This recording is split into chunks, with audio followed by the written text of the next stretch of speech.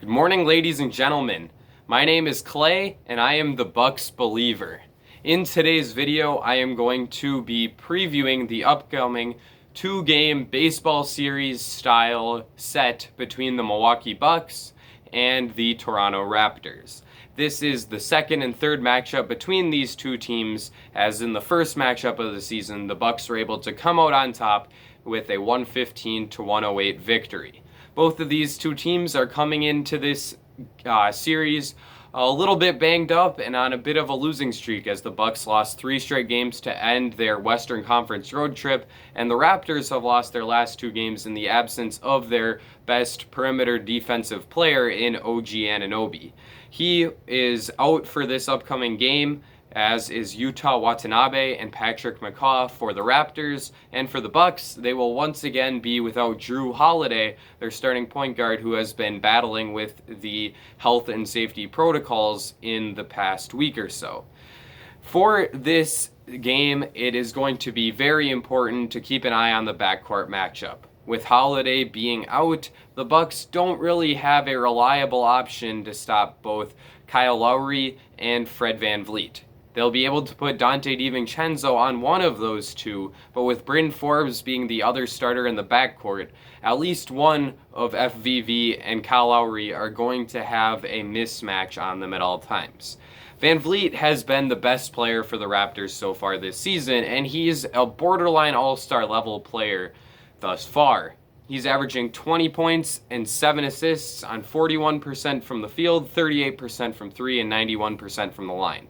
So far this season, he has really established himself as one of the better pull-up three-point shooters in the league, shooting 35% on those shots while taking 4 attempts per game. The pull-up is a lethal weapon, and Fred is very good at knocking down that shot.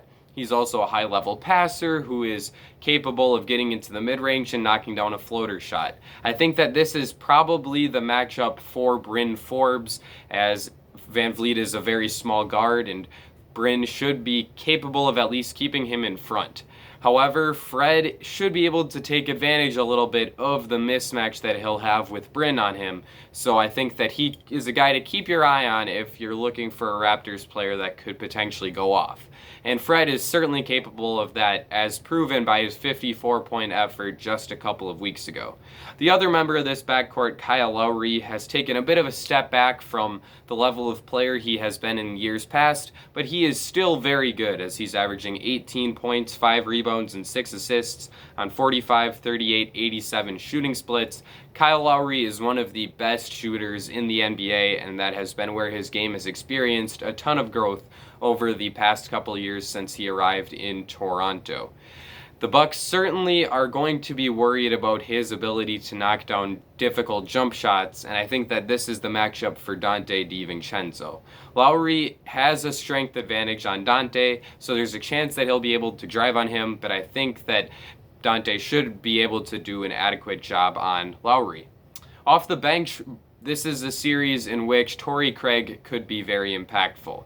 He is going to have a role matching up on these two players, and I think that his defense could be a bit more valuable than Bryn Forbes' shooting in this 2-game set. So he's a role player to keep your eye on for the Bucks. Moving on to the next point about the Raptors, they have been one of the best shooting teams in the NBA so far this season, as they rank 5th in team 3-point percentage, despite one of their best players in Pascal Siakam really struggling to knock down threes so far this season. On the strength of 43% shooting from Chris Boucher and Norman Powell, as well as a 39% mark so far from Terrence Davis, the Raptors are a very dangerous team from beyond the arc. The 2 guards that I talked about earlier are also knockdown shooters. So it's going to be a key for the Bucks to close out and prevent Toronto from knocking down those 3-point looks. That's not always a great sign for Milwaukee, as Coach Mike Budenholzer's drop coverage scheme tends to give up a lot of 3-point shots to the opponent.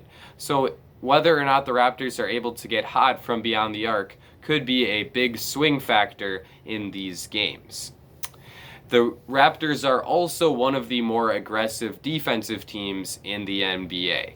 Now, this has some positives and negatives, but Nick Nurse certainly has this team playing hard night in and night out. And they're going to force a lot of turnovers as they rank first in the NBA when it comes to opponent turnover rate. Now, what this means is that opponents turn the ball over on a higher proportion of their possessions against the Raptors than they do against any other team in the NBA. So the Bucks are going to have to be sure to take care of the ball and not allow Toronto to get out in transition, which is where the Raptors' offense is the most effective, especially Pascal Siakam, who is one of the better transition players in today's NBA. In addition, however, to the Raptors leading the league in opponent turnover rate, they also are last in the league in opponent free throw rate, as they allow opponents to make a whopping 24.6 free throws per 100 possessions, which is well ahead of the second most in the league. The Bucks are a team that is well equipped to take advantage of it, as Giannis Antetokounmpo is one of the annual leaders when it comes to free throws attempted per game. Chris Middleton also gets to the line a lot, and his particular tendency to be able to draw fouls on jump shots could be very effective against the aggressive guards that the Raptors have. Stanley Johnson, Fred VanVleet, and DeAndre Bembry all boast steal rates above 2%. So if the Bucks are able to get to the line and take care of the basketball, that will be a huge key in them winning this series. The Raptors also have one of the better rim protectors in the league in Chris Boucher.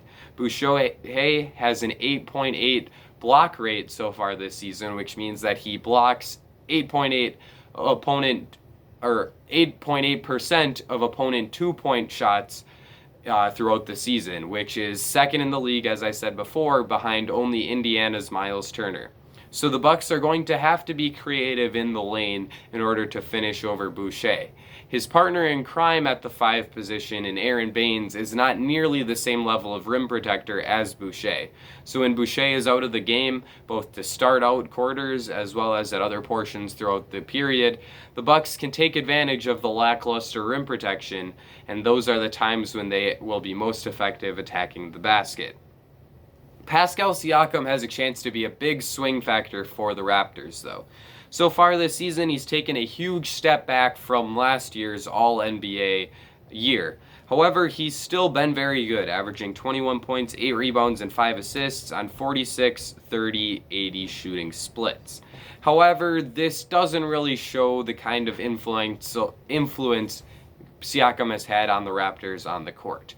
He has a negative box plus minus coming in at negative 0.2, and he hasn't really helped them out on the defensive end in the same way that he has in the past. However, Siakam is still a player that's capable of getting hot from the field, and the Bucks really need to be careful to limit what kind of shots Siakam is able to get. This is a big matchup for Giannis, and one that he's been able to win in the past against Pascal. So that's definitely one more player to keep your eye on going into this series.